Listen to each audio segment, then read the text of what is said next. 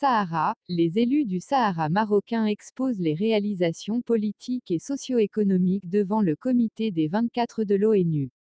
Le vice-président de la région de l'Aïoun Sakia El Amra Monsieur Mohamed Abba, invité en tant que représentant élu des provinces du Sud, au séminaire du Comité 24 des Nations Unies, tenu à Grenade du 2 au 4 mai 2019, est intervenu pour éclairer les participants à cette réunion sur les avancées démocratiques et le développement socio-économique que connaissent les provinces du sud du royaume.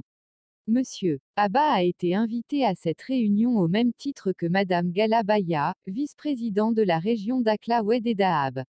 Dans son intervention, Monsieur Abba a rappelé que le conseil régionaux de l'Aïoun Sakia El Amra et de Dakhla Oued et Dahab ont été élus démocratiquement par la population du Sahara marocain lors des élections municipales et régionales qui se sont déroulées dans toutes les régions du Maroc, y compris au Sahara, le 4 septembre 2015.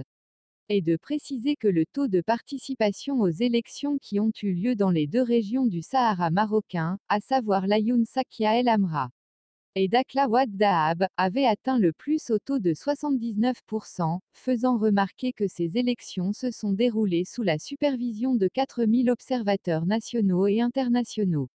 Monsieur Abba a aussi relevé que la population des deux régions du Sahara marocain gère leurs propres affaires et DGET, qui s'élève à 8 milliards de dollars pour la période allant de 2016 à 2021.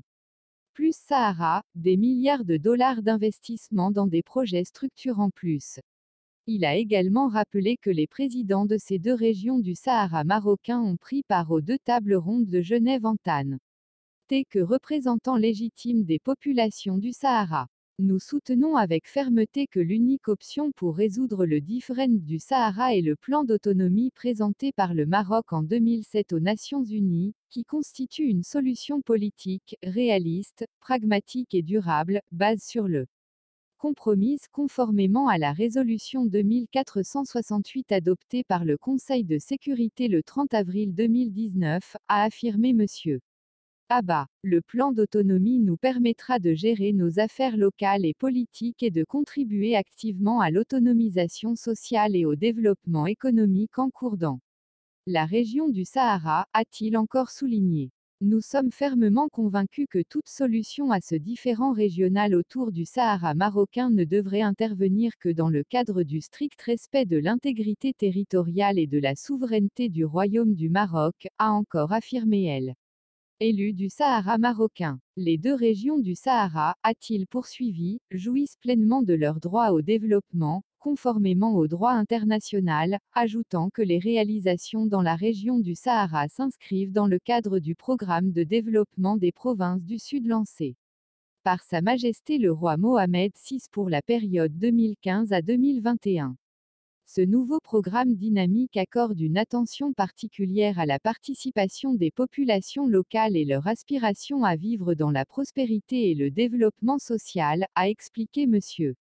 Abba, précisant que le programme comprend plus de 700 projets pour un budget total de 8 milliards de dollars. Ainsi, pour M.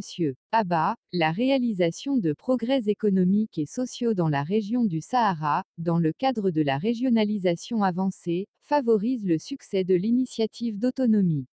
Et de noter à cet égard que l'avancement de l'exécution des projets programmés montre un taux élevé d'atteinte des objectifs, grâce à un engagement financier significatif, en ce sens que le nombre de projets lancés totalise plus de 4,5 milliards de dollars, dont plus de 3 milliards déjà engagés, en plus du démarrage en 2019 de 93 projets pour un budget total de 1,7 milliard de dollars.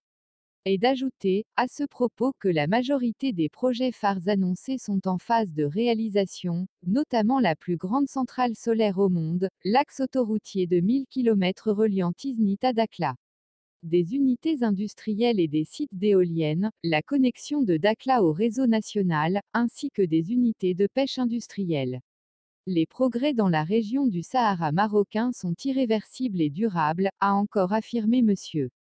Abba, soulignant que le développement social et économique en cours profite largement à la population locale.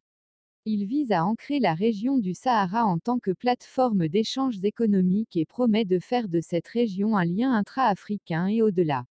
Ces projets sont également destinés à préparer le terrain pour le retour à la mère patrie, le Maroc, des populations des camps de Tindouf, en Algérie, dans la dignité et le respect de leurs droits, et pour jouir d'une vie décente dans la démocratie, la prospérité et l'émancipation socio-économique. A-t-il conclu.